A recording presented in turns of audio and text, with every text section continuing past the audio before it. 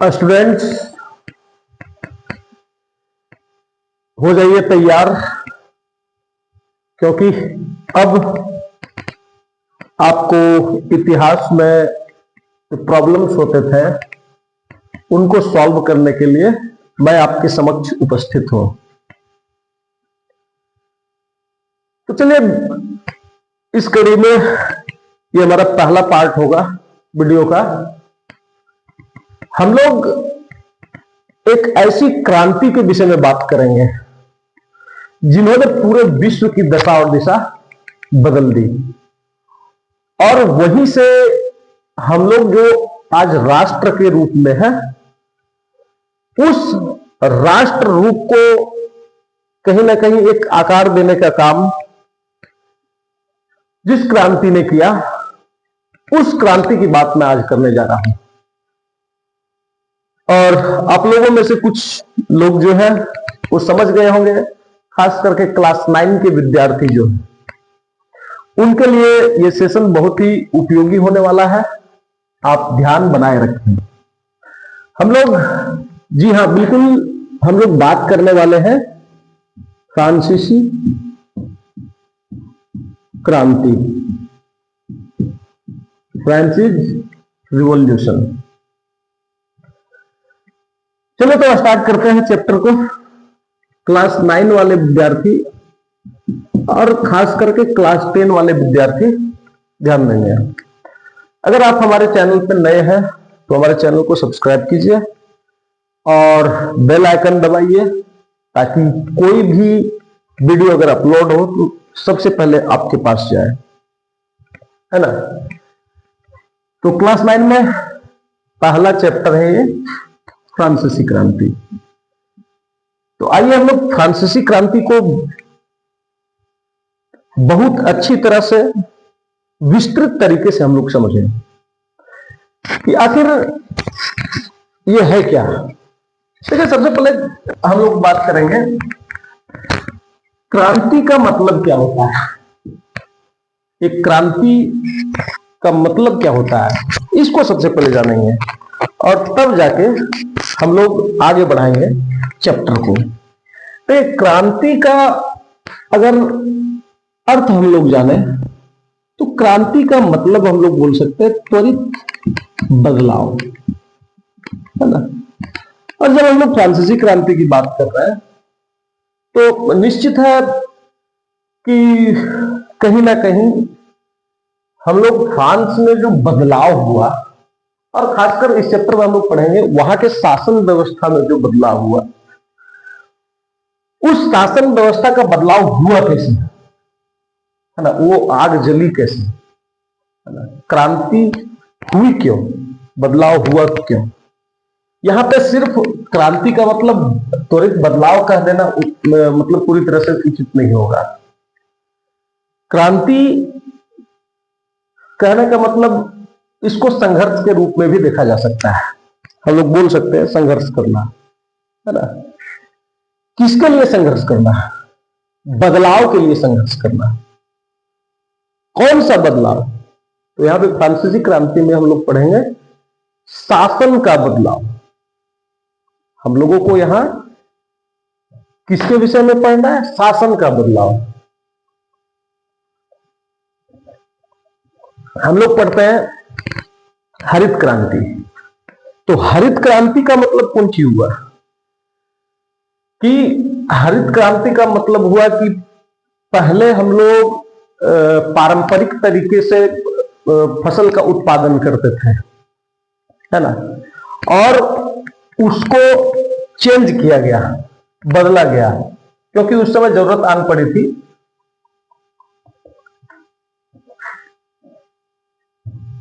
जरूरत क्या आ पड़ी थी कि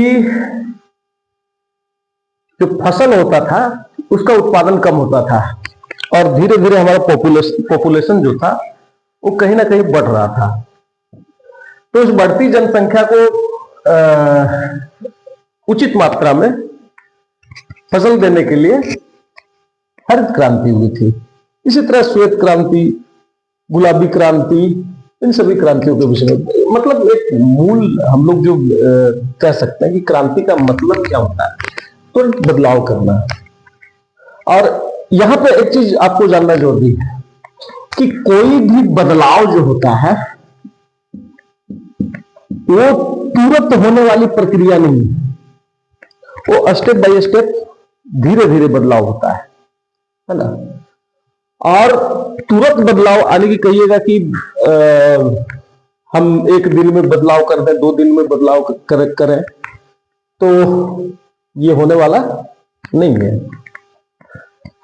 तो किसी भी देश में अगर क्रांति ये होती है, किसी भी देश में क्रांति होती है, तो वहां पे निश्चित ही बदलाव होते हैं, है ना।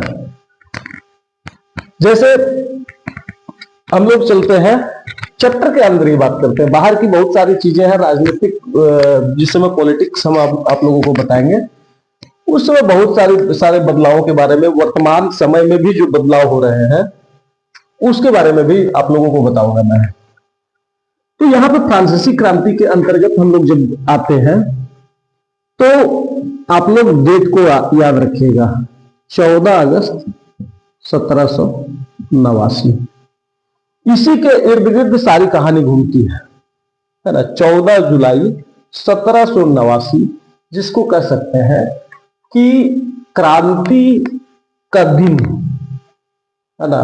उसी दिन लोग अपने गुस्से को सार्वजनिक रूप से दिखा पाए, है ना। इसलिए 14 जुलाई 1789 की तिथि को याद रखना जरूरी है ना। 14 जुलाई 1789 को हुआ क्या था ये जानते हैं हम लोग। 14 जुलाई 1789 को एक आतंक का माहौल था, आतंक का माहौल था। कहां पे? फ्रांस की राजधानी पेरिस में। और पेरिस में पूरी तरह से लोग सड़कों पर उतरे हुए थे, है ना, प्रोटेस्ट कर रहे थे। तो 14 अगस्त 1789 को लोग सड़कों पे उतरे, लेकिन क्यों उतरे, इसके पीछे कहानी क्या है? एक तो अफवाह यह उड़ा दी गई, है ना, कि उस समय के जो तत्कालीन राजा थे लुई 16वें, उनका नाम था लुई 16वें, लुई 16वें, है ना।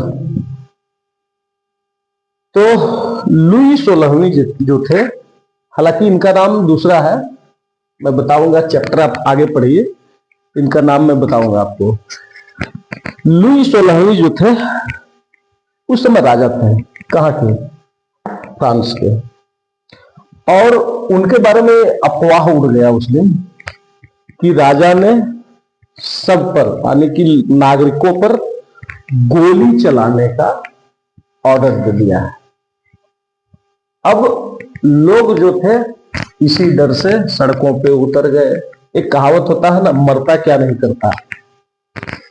तो चलो ऐसे भी मरना है, घर में भी रहेंगे तो मरना ही पड़ेगा, तो क्यों ना एक बार आजमा के देख लिया जाए, राजा की शक्ति को भी आंका जाए कि आखिर क्यों राजा ऐसा कर रहा है। तो हुआ क्या कि पेरिस शहर में एगो किला था, बास्तिल का किला, बास्तिल का किला, है ना। अब लगभग संख्या बताई जाती है कि 7,000 मर्द और औरत सब एकत्र हुआ, और वहां पे निर्माण होता है, एक जन सेना का निर्माण हो जाता है।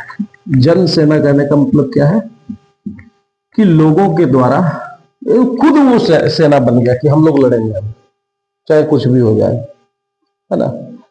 जो होना होगा वो होगा। अब हम लोगों को सोचना नहीं है, ध्यान दीजिएगा, सोचने वाली बात है। अब यहां पे सवाल ये उठता है कि लोगों को सड़कों पर उतरना क्यों पड़ा, है ना। लोगों को सड़कों पर उतरने की आवश्यकता क्यों पड़ी।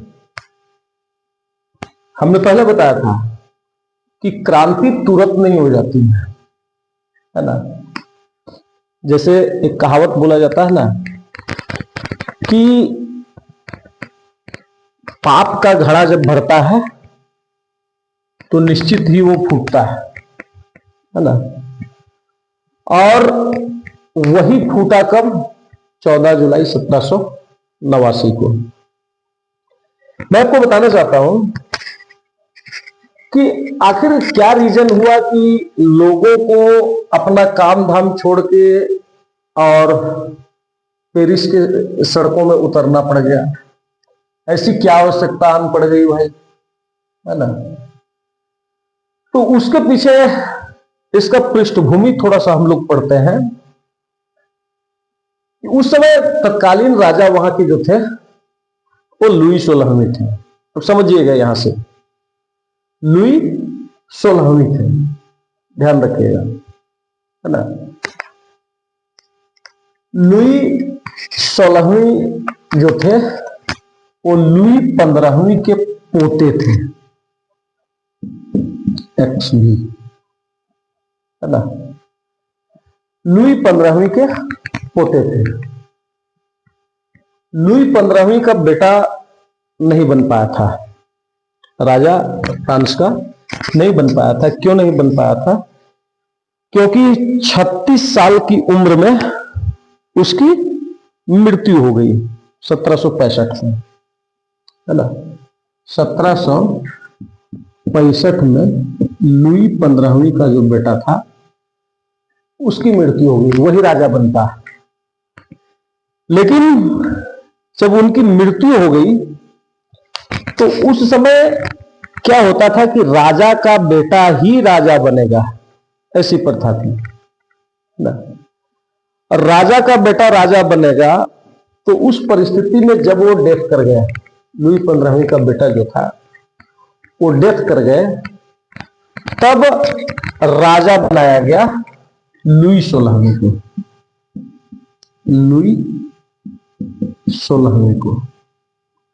एक चीज ध्यान रखिएगा कि ये जो लुई नाम लगता है वो लुई एक कह सकते हैं कि पद, जैसे राजा लोग लिखाते थे ना पहले, शाह वगैरह जो लिखाते थे, है ना, सम्राट वगैरह जो लिखाते थे, तो उसी तरह का लुई जो है वो एक प्रकार का कह सकते हैं कि बढ़ा चढ़ाकर बोलने वाला नाम बोल सकते हैं। लुई 14वीं, लुई 15वीं, है ना। इसमें से अगर देखा जाए तो लुई 14वीं का शासनकाल जो था वो सबसे लंबा माना जाता है। अब यहां पे ध्यान से समझिएगा कि लुई 15वीं का बेटा जो था उनकी मृत्यु हो गई 1765 में। तो अब लुई 15वीं सोचा कि चलो भाई, मेरा बेटा तो डेथ कर गया। इस समय इसकी आयु 36 वर्ष की थी, मैंने अब तब उसको बना देता है। अब क्या हुआ कि 1765 से 1774 तक किसी तरह से लुई 15वीं शासन को चलाया, और जल्दबाजी में 1774 में जिस समय 20 वर्ष का उम्र था, किनका? लुई 16वीं का। लुई 16वीं, लुई नहीं होता है, लुईस होता है, ध्यान रखिएगा। उस समय उसका उम्र जो था वो मात्र 20 वर्ष था। 19 वर्ष कुछ महीने थे, एग्जैक्टली हमको याद नहीं आ रहा है, लेकिन 20 वर्ष इसको मान के चलिए कि 20 वर्ष का था उस समय ही राजा बन गया। अब सोचो कि 20 वर्ष में वो पूरे फ्रांस को संभाल रहा है, मतलब बुद्धि का विकास भी नहीं हुआ। ये भी एक कारण है फ्रांसीसी क्रांति का, आप समझिएगा, ये भी एक कारण है। 20 बरस में जब सही से चलने का अक्ल नहीं हुआ है ना, अभी किशोरावस्था से निकला हुआ है, और उस समय उसको राजा बना दिया जाता है ना। कहीं ना कहीं लोग इससे भी आक्रोशित थे कि समाज में और भी योग्य तो है, वो भी तो राजा बन सकते थे। ये भी एक कारण हो सकता है फ्रांसीसी क्रांति का। तो 1774 में उनको वहां का राजा बना दिया गया। कहां का? फ्रांस का। और एक चीज और यहां पे दिखेगा कि लुई 15वीं जो था वो बड़ा चालाक आदमी था। चालाक क्या, इसकी कहानी को अगर हम पढ़ेंगे, लुई 15वीं की कहानी को जब आप डिटेल से पढ़िएगा, अगर आप लोग कमेंट करते हैं तो इसका भी डिटेल हम बताएंगे। लुई 15वीं का ये चालाकी क्या, मतलब अपने फायदे के लिए कुछ भी करने को तैयार था। इसको चालाकी नहीं बोला जा सकता है ना। चालाकी किसको बोला जा सकता है कि आप अपना फायदा भी कीजिए और लोगों का भी हित हो, ये भी देखिए, चालाकी उसको बोला जाता है। अब आगे चलते हम लोग कहानी में। 1774 में जब इसको राजा बनाया गया तो उसकी उम्र मात्र 20 साल थी। उससे पहले लुई 15वीं ने क्या किया कि ऑस्ट्रिया से अपना संबंध स्थापित करने के लिए लुई 16वीं का विवाह जो था वो मैरी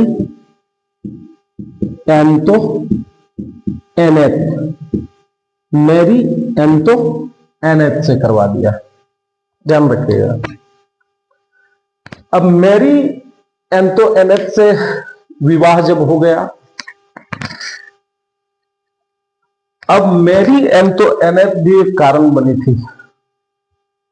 लुई 16वीं की बर्बादी का एक कारण जो बनी थी वो मैरी एंटोइनेट भी कहीं ना कहीं बनी थी, है ना। देखिए, एक तो अनुभव नहीं था लुई 16वीं के पास। 20 बरस का उम्र में क्या होगा, है ना।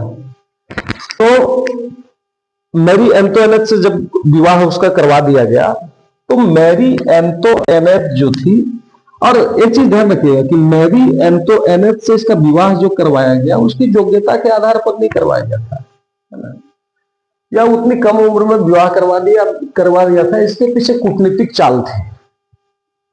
वो ऑस्ट्रिया को अपने काबू में करना चाहता था।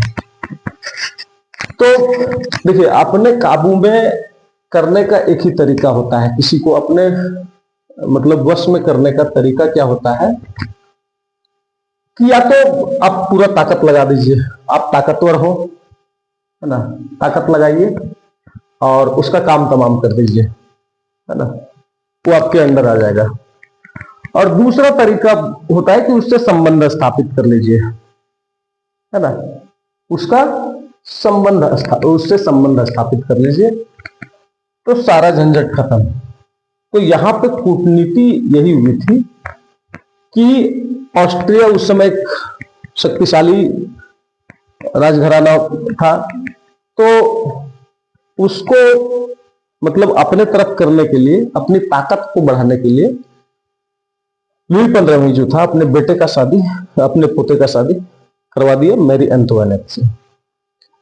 अब बोला जाता है कि मैरी एंटोइनेट की जो माता पिता वो बहुत अच्छे थे, लेकिन ये जो थी राजशाही में पली बढ़ी मैरी एंटोइनेट, है ना, ये बड़ी खर्चीली थी, मतलब एक्स्ट्रा खर्चा खूब करती थी, है ना, अपने फैशन में, है ना, वो खर्चा करती थी।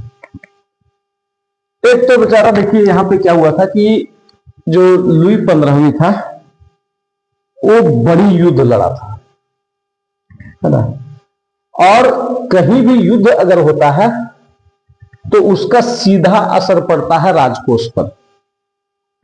तो एक तो बेचारा 20 वर्ष का उम्र लुई 16वीं का, और दूसरे में राजकोष जो था वो खाली था। राजकोष बिल्कुल ब्लैंक पड़ा हुआ था, खाली पड़ा हुआ था, है ना। तो इसके अलावा भी वह फिजूल खर्ची भी बहुत अधिक हो रही थी। और फिजूल खर्ची कौन कर रही थी? आपका मेरी एंटोइनेट कर रही थी, है ना। ध्यान रखिएगा।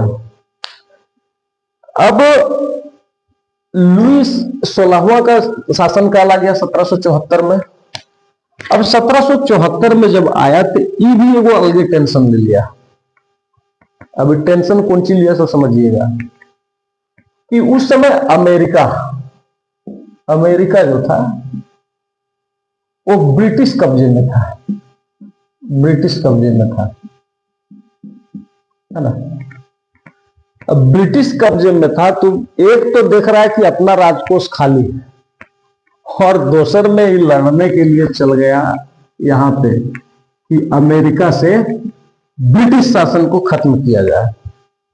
और ध्यान रखिएगा, यहां पे इसने 13 उपनिवेशों को आजाद भी करवा दिया था, वहां से हटा दिया था ब्रिटिश शासकों को, है ना, हटा दिया था। आप कमेंट अगर कीजिएगा तो मैं बताऊंगा कि किस प्रकार वहां पे इसने युद्ध किया था, है ना। तो अमेरिका में ब्रिटिश शासन था और 13 उपनिवेशों को आजाद, अपन देश में कोष खाली है, वो टेंशन नहीं है इसको। ये बेचारा क्या किया उस समय, गलती क्या कर दिया कि वो चला गया लड़ने के लिए अमेरिका, ब्रिटिश उपनिवेशों से आजाद करवाने के लिए। उसमें आप ध्यान रखिएगा, 2-3 जगहों का नाम मैं बताता हूँ। न्यू जर्सी है, हैम्पशर है, उसके बाद न्यूयॉर्क इत्यादि जैसे हैं। आप अगर कमेंट करेंगे तो मैं सारे का डिटेल बताऊंगा कि किस किस को आजाद करवाया था और किस किस तरह से करवाया था, आप अगर कमेंट करते हैं तो। अब ध्यान से समझिएगा कि एक तो पहले कोष खाली था, और कोष खाली होने के बाद भी ये अमेरिका को उपनिवेशों से आजाद करवाने की लड़ाई में भाग ले लिया, है ना। अब उस कारण क्या हो गया कि फ्रांस के ऊपर कर्ज जो था वो चढ़ना स्टार्ट हो गया। हमने पहले बताया कि युद्ध जो है वो कभी भी फायदेमंद नहीं होता है, कभी भी फायदेमंद नहीं होता है, ध्यान रखिएगा। अब यहां पे क्या था सोचिएगा कि कर्ज पहले से था 2 अरब लिब्रे, 2 अरब लिब्रे, ये पहले से कर्जा था, है ना। जिस समय वो बेचारा बना राजा, उस समय 2 अरब लिब्रे था। और अबरी जब युद्ध किया ककर से, है ना, ब्रिटिश उपनिवेश जो था वो आजाद करवाने वाली लड़ाई में जब पार्टिसिपेट किया तो 10 अरब लिब्रे कर्जा हो गया इसका। कितना कर्जा हो गया? 10 अरब लिब्रे। और सोच लीजिए, ध्यान से देख लीजिएगा, मैं शायद बार बार इसलिए हो जा रहा हूं, आप ध्यान से इसको देख लें। कर्जा कितना हो गया? 10 अरब लिब्रे। अब थोड़ा सा यहां पे ध्यान दीजिएगा कि लिब्रे क्या है ना। लिब्रे फ्रांस की मुद्रा थी उस समय, लिब्रे, इस पॉइंट को याद रखिएगा। लिब्रे फ्रांस की मुद्रा थी जिसे 1794 में समाप्त कर दिया गया।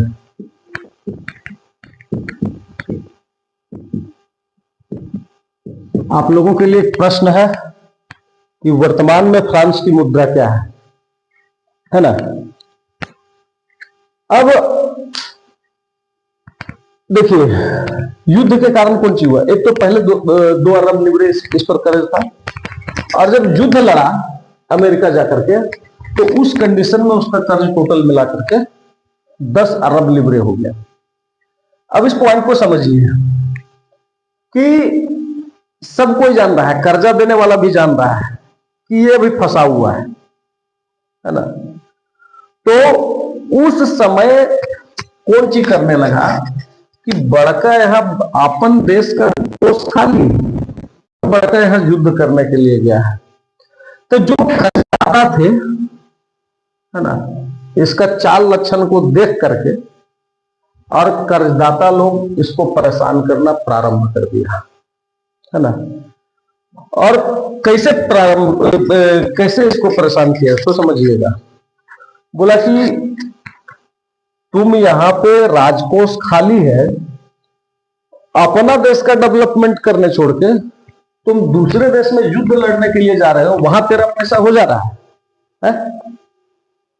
जल्दी कर्जा मेरा वापस करो, और नहीं करोगे तो 10% का ब्याज लेंगे, 10% का ब्याज हम लेंगे, है ना। अब बेचारा ये परेशान, उतना अनुभव भी इसके पास नहीं, है ना। देखिएगा पृष्ठभूमि कैसे बनेगी, पूरा परेशान हो गया ये कि आखिर इसको हम रोके तो रोके कैसे। परेशान करने लगे, है ना, कि हमको जल्दी पैसा दो, 10% ब्याज दो, 12% ब्याज दो, ऐसा करना उन्होंने प्रारंभ कर दिया। अब उस परिस्थिति में ये बेचारा करता क्या, बेचारा तो नहीं बोल सकते हैं, बेचारा तो था ही नहीं है। तो उस परिस्थिति में इसने क्या किया तो समझिएगा, है ना। अब यहां पे थोड़ा सा बताते हैं हम, नहीं इस पार्ट में नहीं बताएंगे उसको। अब ध्यान रखिएगा, कर्जा का सारा भार दे दिया किस पर, लोगों पर। तो किस तरह से भार दिया, सामान का दाम बढ़ा दिया, टैक्स बढ़ा दिया, है ना, जो सामंती शुल्क था उसको बढ़ा दिया, और उसका सीधा असर कहीं ना कहीं पब्लिक पे पड़ी, है ना, आम जनता पे पड़ी। उसका पूरा बोझ किस पर पड़ा, आम जनता पर पड़ा। देखिए फर्स्ट कारण आप यही से निकाल सकते हैं। पहला कारण ये बना है ना, पहला कारण यही बना कि ये जो कर्जा लिया था, उस कर्जा को चुकाने का सारा भार किसके ऊपर डाल दिया इसने, टैक्स बढ़ा दिया, सामंती शुल्क बढ़ा दिया, लगान वगैरह आता था उसको बढ़ा दिया। तो मरेगा कौन, आम पब्लिक। तब बताइए आप कि लोगों में गुस्सा होगा या नहीं होगा। अभी तक फ्रांसीसी क्रांति की शुरुआत नहीं हुई है, ध्यान रखिएगा। अब यहां पे ध्यान, इस जितना चीज हम पढ़े उसको कंक्लूड कीजिएगा, कंक्लूजन में पहुंचते हैं। इसका अगला पार्ट में और डिटेल देंगे, लेकिन एक कंक्लूजन में हम क्या पहुंचते हैं कि एक तो राजा जो था वो कहीं ना कहीं उसके पास अनुभव की कमी थी, दूसरा राजकोष खाली थी, और तीसरा उन्होंने नासमझी वाला काम क्या किया कि अपने देश की व्यवस्था को नजरअंदाज करते हुए दूसरे देश की व्यवस्था को सुधारने के लिए अपना राजकोष लुटा दिया, है ना, और वो भी कर्जा लेकर के, है ना। उस परिस्थिति में क्या हुआ कि कर्जा का भार जो था वो सारा किसके ऊपर दे दिया, किसके ऊपर, लोगों के ऊपर दे दिया। अब यहीं से चिंगारी लगी, क्योंकि आग बिना चिंगारी के नहीं फैलती है। तो ये चिंगारी आग कैसे बनी, इसके लिए आपको देखना पड़ेगा पार्ट 2। आप बने रहे हमारे YouTube चैनल में। अगले पार्ट में मैं किन किन मुद्दों पे डिस्कस करूंगा उसको मैं बताता हूं, ध्यान रखें।